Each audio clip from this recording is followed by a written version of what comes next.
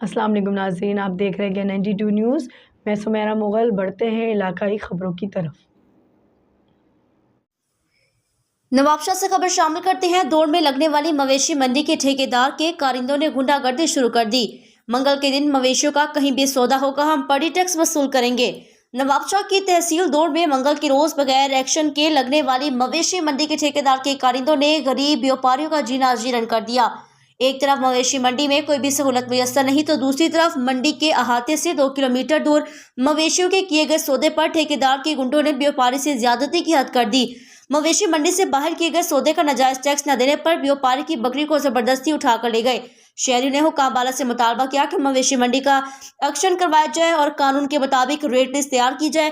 ٹھیکیدار گنڈوں سے بیوپاری کو تحفظ فراہم کیا جائے۔ شکیل احمد رین، بیورو چیف کے 92 نیوز، نوابشاہ۔